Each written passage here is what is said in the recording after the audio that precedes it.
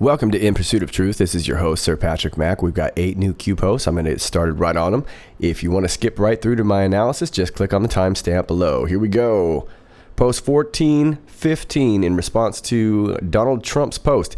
If the FBI or DOJ was infiltrating a campaign for the benefit of another campaign, that is a really big deal. Only the release or review of documents that the House Intelligence Committee, also Senate Judiciary, is asking for can give the conclusive answers. Drain the swamp. And then Q says, at 3 minutes past the hour of 5 p.m., they thought it was coming yesterday. They were wrong. Follow the pen. Q. Post 1416, 6 minutes past the hour of 5 p.m., we have a trip change, Q. Post 1417, 7 minutes after the hour of 5 p.m., updated, Q. Post 1418, 10 minutes past the hour of 5 p.m., in a response to an Anon who says password exposed, Q says mistake or on purpose, Q. Post 1419, 17 minutes after the hour of 5 p.m. in response to an Anon who says, you knew when you set that trip that the pain would be delivered. 23. More evidence of foreknowledge. Q says, I'd watched the news that day. Q. Adding on to that of 1420. 23 minutes past the hour of 5 p.m. Q says CM/BO IP hash release OK. Proves same throughout. We control utility in brackets. Q. Post 1421, we see a pen. We see a Twitter link.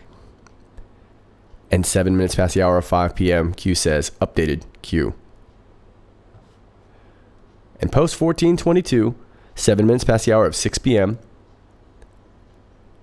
they thought it was coming yesterday. They were wrong. Follow the pen, Q. Okay, let's take you back to the beginning, post 1415, and Q is saying they thought it was coming yesterday, they were wrong, follow the pen, and that's in regards to this tweet right here. And let me take you over to Twitter. If the FBI or DOJ was infiltrating a campaign for the benefit of another campaign, that is a really big deal. Yeah, I would agree. The FBI and DOJ is not supposed to be partisan. That's not fair, right?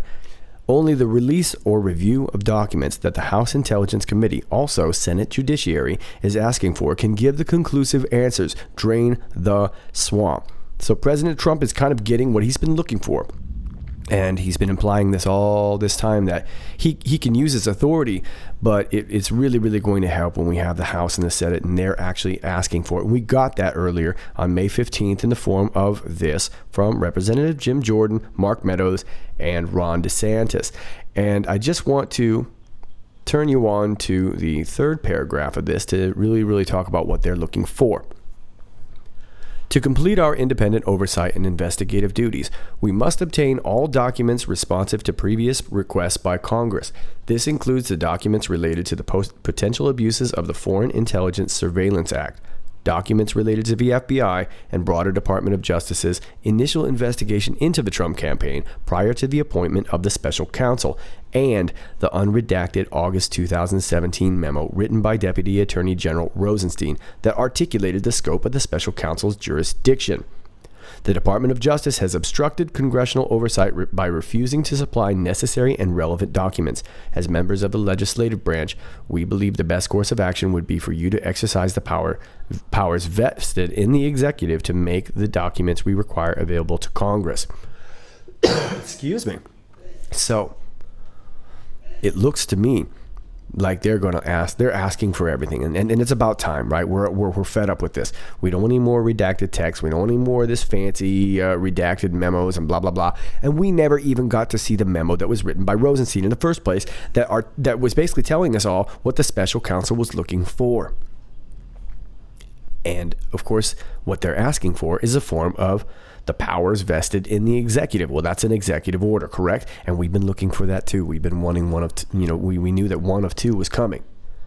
So we were just looking for this second one. Well, evidently they thought it was coming yesterday. They were wrong. Now let me refer you back to post 1401. Was this post right here? Q says, what is the common theme when bad news is about to break against them? Stay vigilant. Well, we know the answer to that, right? False flags, school shootings, plane crashes, funky stuff, hijinks. And then Q adds on to that and gives us this Breitbart link. And this is what's really, really important, because we also have this coming. Inspector General will declare FBI DOJ broke law in Clinton email probe. That's right. I said the other day that Horowitz was about to lower the boom. God bless the United States of America, D5. Now, you could argue that that's our D5 move towards them. And you could also argue that when bad news is about to break, we also get an avalanche as well. And we did get an avalanche of news, didn't we? Now, we had the school shooting in Santa Fe. And if you don't mind, I'm not going to talk about that too much, because I don't want to glorify this kid anymore. We kind of knew it was coming, didn't we? But we had a lot of things happen. This is off of Fox News. Chile's bishops offered to resign over scandal. This is May 18th. All of Chile's bishops have offered to resign over a sex abuse and cover-up scandal in what is one of the biggest shakeups ever in the Catholic Church's long-running abuse saga. At the end of an emergency summit with Pope Francis, 31 active bishops said they had signed a document offering to resign and that they were putting their fate in the hands of the Pope. The mass resignation marks the first time in history that an entire bishops' conference had offered to step down en masse over a scandal. It also lays bare the devastation that the case has caused to the Catholic Church in Chile and beyond. Well, yeah, and beyond. Chile is just one thing. Folks, this was 31 active bishops. All of them. As far as Chile goes, all of them. And we know that Pope Francis is also going to be stepping down, and we know that that's a little bit freaky too. And the one before him stepped down, and that was a little bit freaky too. And I think when it kind of comes down to the Vatican, I don't think that this is really, really a good PR move, is it? And then we also had this in the news. This is off of Yahoo. May 20th, Cuba confirms 110 killed in country's deadliest plane crash since 1989. Cuban authorities said the fiery crash of an aging Boeing passenger jet on Friday, shortly after takeoff from Havana, had killed 110 of the 113 on board, making it the Caribbean island's deadliest air disaster in nearly 30 years. Well, this was a terrible crash, and I'm just going to skim some of this article. You guys probably already know about this story. 15 have been identified so far, and one black box retrieved. Allegations of previous safety complaints against the little-known Mexican company called Damoj that leased the nearly 40-year-old Boeing 737 to Cuban flagship carrier Cubana also began to surface. Damoj declined to comment, while Mexico's Directorate General of Civil Aeronautics said a new audit of the company would be undertaken to ensure it was still fulfilling norms. Meanwhile, Cuban authorities told a news conference on Saturday at Havana Airport that 99 of the passengers killed on the domestic flight to the eastern city of Holguin were Cuban, while 3 were foreign tourists, 2 Argentines and a Mexican, and 2 were Sahrawi residents in Cuba. So a couple of them were Argentine, most of them were Cuban, and a Mexican. Argentina, that's right next to Chile, isn't it? It sure is. And now we have this off of NBC. 20 evangelical priests among those killed in Cuban plane crash. Friday's crash, the worst in Cuba in nearly 30 years, happened at 12:08 p.m. Eastern Time. Jose Ramon Cabañas, the Cuban ambassador to the U.S., said on Twitter, after takeoff, the aircraft rushed ashore in an unpopulated area between the Boyeros and San Antonio de Las Vegas areas of Havana, he tweeted. 6 crew members and a baby were also aboard the flight, Cuban TV said. Wow. So, we had this school shooting, and then we have this mass resigning. Not all in the same day, the same couple of days, okay? Now we've got this Cuban plane crash, and we find out that 20 of them are priests. Just after this mass exodus of bishops and the retirement of the Pope. So, rough week for the Catholic Church, as well as the evangelicals. And we already knew that the Pope was going to be having a terrible, terrible May, and it's looking that way indeed. Parents, if you're looking at sending your kids south of the border to Catholic camp, maybe give it a summer. Try Wisconsin, maybe. Let's move on to New York. Lincoln Tunnel bus crash. At least 32 hurt, FDNY says. This is off of patch.com. 2 New Jersey's transit buses crashed Friday morning in the Lincoln Tunnel in Manhattan, injuring dozens of people, an FDNY spokesman said. The buses crashed outside the center tube of the tunnel shortly after 10 a.m., an FDNY spokesman said. At least 32 injuries have been confirmed, the spokesman said shortly after the crash. Of those injured, 25 suffered minor injuries and 7 suffered serious but non-life-threatening injuries, an FDNY spokesman said. So thankfully no life-threatening injuries here. We also had a crash over here in London. This is off of the BBC.com. 7 people needed hospital treatment after a collision between a double-decker bus and a car in North London. The W8 bus and a smart car, god dog, crashed at 7:40 GMT in Enfield. A woman suffered chest injuries and a man had neck injuries, London Ambulance Service said. The other people taken to hospital had minor injuries while 2 more were treated at the scene. Okay, so it sounds like it wasn't too bad, but it sure could have been a lot worse. Look at that car. Good Lord. Then we have this. This is off the Inquisitr. Shooter spouting anti-Trump rhetoric opens fire inside Trump resort in Doral, Florida overnight. Police neutralize and take 42-year-old Florida man Jonathan Odie into custody. Miami police say 42-year-old Jonathan Odie entered the Trump National Resort in Doral, Florida, and began firing shots and ranting about President Donald Trump early Friday morning. The gunman was apprehended after exchanging fire with responding police and taken into custody after being shot several times. Okay, it goes on to talk about the shooter, and I'm not going to glorify any of these shooters by making them famous, but you can see what's going on here. And then, of course, we've got this off of CNN. May 19th. Disappearance of weapons at Air Force Base prompts investigation. I should hope so. The full command-wide inventory at 8 bases under the Air Force Global Strike Command will cover all small arms, machine guns, pistols, rifles, and grenades, according to the official. Routine inventories of military armories at the base are conducted 3 times a day, and weapons are matched against serial number records. The FBI and Bureau of Alcohol, Tobacco, Firearms, and Explosives have also been called in, according to the official.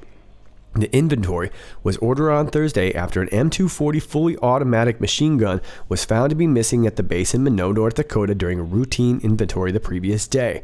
During a standard weapons inventory at Minot Air Force Base in North Dakota on 16th of May, an M240 7.62 caliber weapon was discovered missing.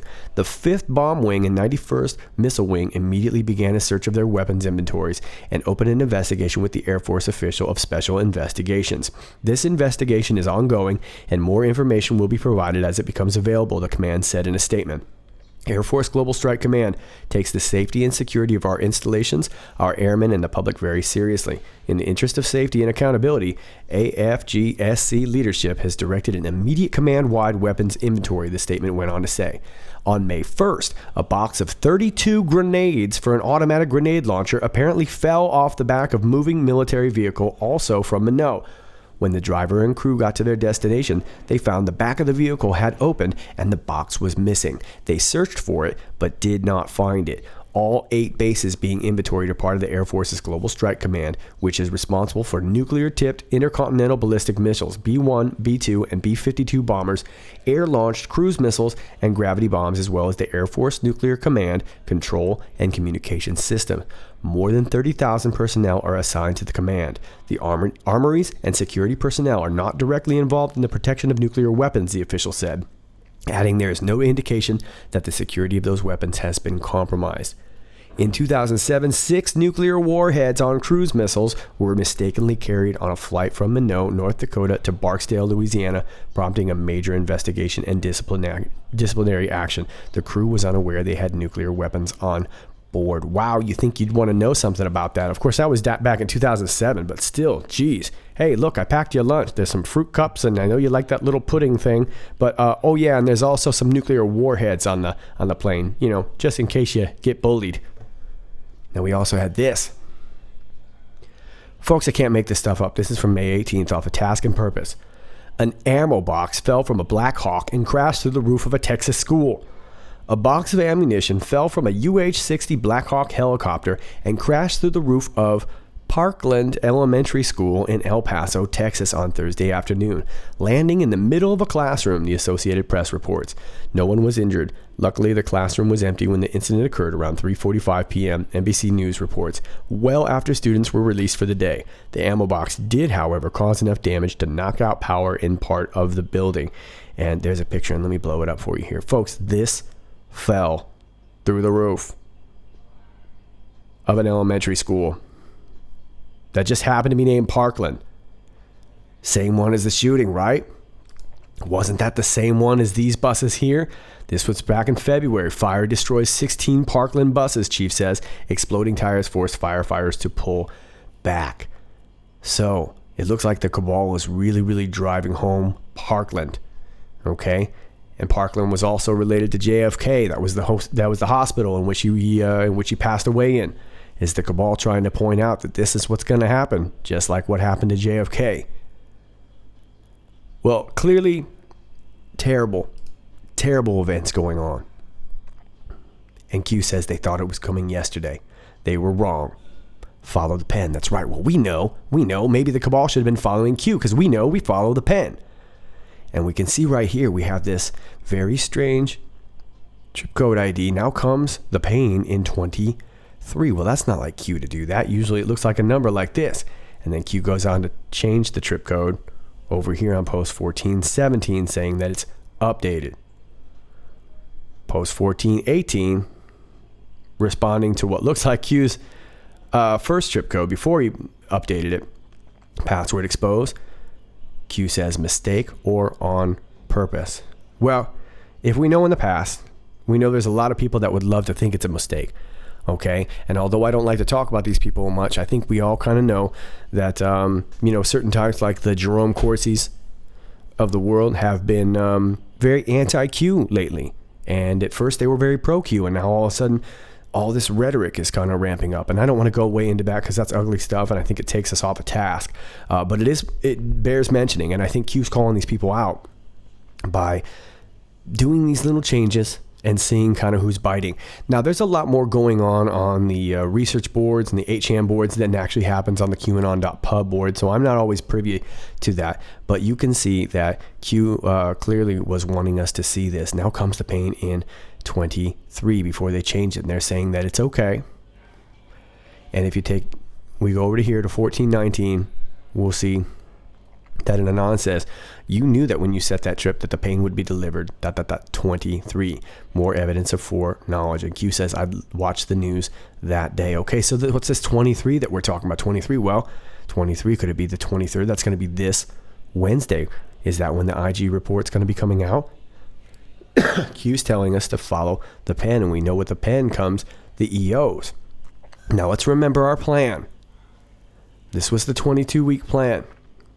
And if you look in the upper right corner here, you'll see the theory summary, and right next to it, the summary of weeks here. And it all began in the week from December 22nd through the 29th, and that's all highlighted in yellow. And if you go over to the left side, 3 posts down, you'll see on December 22nd, Q says 1 of 22, DNC breach / dossier, DNC, and then we've got Seth, Rich, and WikiLeaks, okay? Meaning that was 1 week of 22. Now, if we follow all the way down to the weeks, we see that the week here highlighted in purple, the 18th through the 25th, which is the week we're on right now, is where it all kind of comes to a head. Now, I think the original plan must have been on May 25th. And as you can see by the graphic down here highlighted in green, Q, when represented on the clock, is 5:25. This could be a marker for the final day of the 22-week countdown. Now, very well may be, but keep in mind that Q did have to bump up the timeline a little bit. So could that now be the 23rd? And of course, I want to point this out. This was a recent tweet from May 4th from Eric Trump, and he's posting from Chicago, Trump, Chicago. And as you can see on the clock, looks like 5:25. So are we in something? We're definitely in for something big, and it's already been a big week, right? But it looks like Q had no problem saying that the pain comes on the 23rd. So are we looking for all this to go down on Wednesday? Well, clearly the cabal thought that it was happening yesterday, and we had all this mess, all this murder, and all this mayhem going on. They were already ready to react, and it looks like they did it prematurely. Now let's move on to post 1420, and Q adds on CMBO, which would be Code Monkey Board Operator, IP hash release OK, proves same throughout. We control utility Q. Now, I'm not exactly sure about the utility. Maybe they control the very utility that provides the power for their board. Who knows? I have no idea. But it looks to me like they're telling the Code Monkey, the board operator, that everything's cool and that they meant to release this. And this looks like it was probably just a a used password. They probably don't need it anymore, especially after the 23rd. They're not going to need it anymore. And I think they probably have lots of alternate passwords as well. So it looks to me like they're letting the board know that everything's cool. They meant to do that. And then in post 1421, we've got a pen. And you know what happens when we see pens? Looks like Donald Trump's signature down there. Now this picture is entitled FTP. Not really sure what that means. Could it be FISA something? Is it maybe something that's blaringly obvious and I'm not picking up on it? Let me know what you think FTP is. But then Q includes this Twitter link, and this is the tweet that we read earlier from President Trump. So it looks like we're going to get those conclusive answers, and hopefully those unredacted memos and all this stuff that we've been kind of tired of waiting for, we can finally start seeing some real answers. But it looks like it could be coming, and according to Q, it looks like it's going to be coming by the 23rd, which I guess would be Wednesday for a lot of you. Now 1422, Q says they thought it was coming yesterday. They were wrong. Follow the pan. Q. Yeah, those knuckleheads, they should have been following Q like all those people trying to disprove Q, and here we are all just being right. It looks like big news coming down the pike. Part of our 22-week plan. Originally meant for 525. But Q says I'd watch the news that day, so it looks like the 23rd. It's going to be a big, big day. Stay safe, folks. Stay sane. There is a lot of crazy news going on. And boy, if you got any kids in schools named Parkland, you might want to think about taking a week off, huh? I want to turn you on to this. This has been going around, and for good reason. This is called Shine the Light, vetsforchildrenrescue.org. And let me just take you, I think the homepage should be good. Let's try About. There we go. Veteran Navy SEAL Dev Crew Sniper Craig Salmon Sawyer founded V4CR in April of 2017. Salmon has dedicated his life to raising awareness about the darkness infesting our communities, rescuing victims, and putting predators behind bars. Along with V4CR's veterans investigating pedophile rings, VIPR teams, Salmon utilizes his military experience to run covert Tier 1 operations all over the country, working with brave men and women in law enforcement to keep our communities safe. So this is a pretty cool organization here. And so if you want to donate, or you can also volunteer, and it looks like they have some different campaigns and stuff that you can get involved in, this might be something that might be right up your alley. And while we're in that spirit too, I would also like to introduce you to one of our listeners, a Patriot by the name of Jason Farnsworth. And he sent me this. I'm raising money to help me keep my home. Please click to donate. And it takes you to his GoFundMe link. I have become disabled with a crippling disease. I haven't been able to work since April of 2016. I am waiting on an SSD decision. I have a house payment that I need help making. All help is appreciated. Thank you for your generosity. And, Jason always has a positive thing to say on Twitter. And so I just wanted to be able to share that for those of you who might be able to help him, or might be able to at least send him a message. You can see he's Jason Farnsworth. Farnsworth 3 there on Twitter, if you want to just even send him a well wishing. Okay, thank you so much. Those are your Q posts. As always, if you like this video, please click like, share, and subscribe. And for those of you who are new, you will be unsubscribed, and you will be unliked and unchecked and unclicked and all that stuff. Please just click again. That would really help a lot. The more that you guys comment and the more that you guys click like, it really helps keep me in view. Otherwise, YouTube would love to push me right out of here. Okay, folks, until next time, this is Sir Patrick Mack. Stay safe and stay vigilant.